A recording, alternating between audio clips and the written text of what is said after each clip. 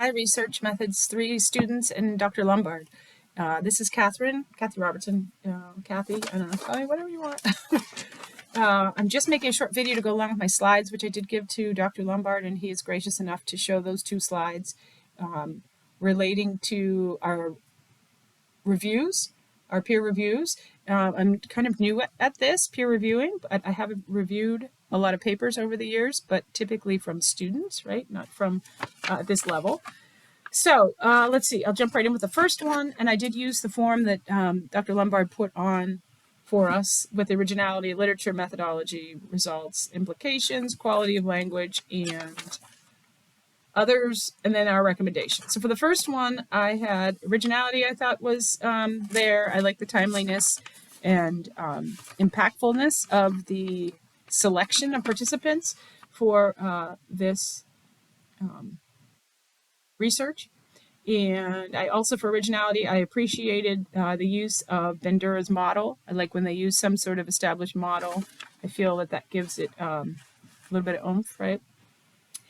I'm going to skip the literature for now. The methodology was clear and concise, very similar to the things that we've studied with Cresswell, qualitative, different types of qualitative research and how you legitimize it and provide validity, credibility, dependability, all the different things that member checks, triangulation, coding by one researcher, things like that. So methodology I thought was clear and concise, and the results were displayed in that table 3, and the themes and related sub-themes, and I felt like it was very easy to read, and it was very concise.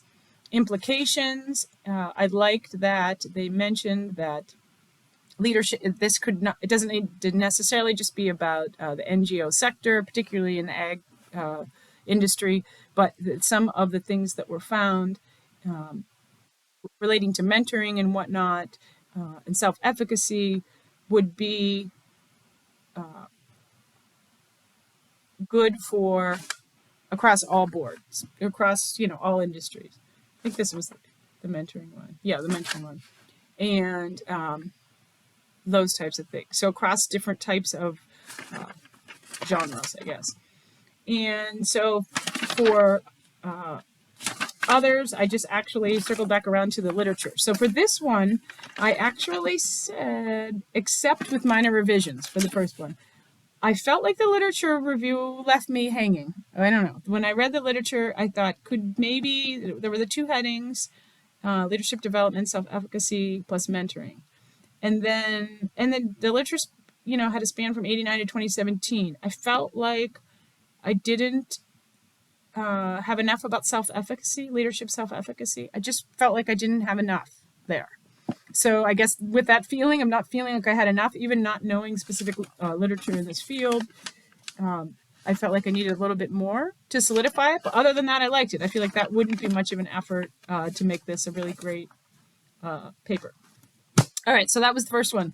Second one, leadership development experience of the student leaders in the first year experience program at an Indigenous serving institution. So for this one, this hit home as a new faculty over at the community college, right? I'm very inexperienced with community college demographics, right? I've been at Gannon, Mercyhurst, so very different. So this is something actually that hit home because we talk about in our curriculum meetings, the full-time faculty that meet weekly or bi-weekly. The first year, we have a ton of first-year experience classes that we offer.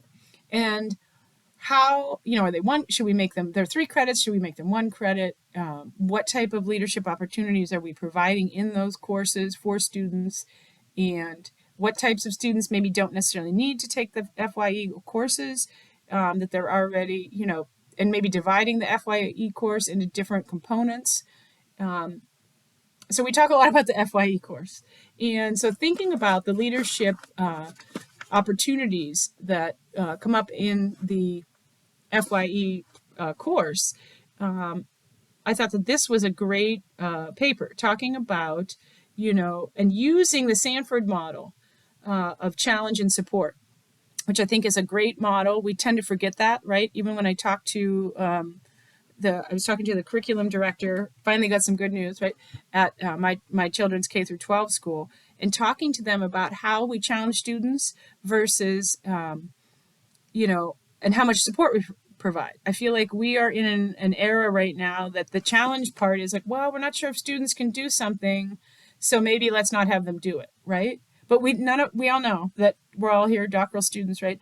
That you need to kind of fall flat a few times and take challenges and feel uncomfortable. So I really appreciated that about this article, this idea of, and they noted it and they used quotes from actual students saying that, a lot of times you feel uneasy. You're not sure when you're doing new things and facing new challenges. So I thought this was a great article, and the literature was heavier than the first article. Now, not having read or first paper, not having peer reviewed before, if I've read 100 of these, I would have a much better sense of how they should look, right? And if I read ones that were accepted all the time, I would know how they would look. So I didn't really have a benchmark or best practices to go by, which I probably could have Googled that and researched it a little bit better. But nonetheless, so from the literature standpoint, I thought it was a decent amount. I felt, fulfilled, I guess, when I read the literature. And the methodology, again, was like the first one, clear and concise, along with in my opinion, along with the member checking and peer debriefing and transcripts were looked at. So themes and sub-themes emerged, and then some special topics within those sub-themes. So followed along with Cresswell. I thought a little bit different than the first one, but still, the reliability and validity I felt like were there. Results were laid out using the themes, talking about the scaffolding, and they again used that model, Sanford's 66 model, talking about the challenge support, and tied everything together. So I thought the results were good. Implications, well thought out. Just basically talked about leadership development within students and how we foster that, right, as instructors, teachers, I guess even with employees, right? If you had employees, how do you help them develop their leadership skills? What would be the, challenge them, like have them do new things, maybe that are a little scary to them, but make sure you're offering support. Quality of language for both of them, I thought, was on par with research writing and different journals that I've read, peer-reviewed journals. This one, I accepted submission as was, or as is. So those were my two. And so I hope everyone has a wonderful evening. If I don't see you, good luck on all of your endeavors, and have a wonderful evening.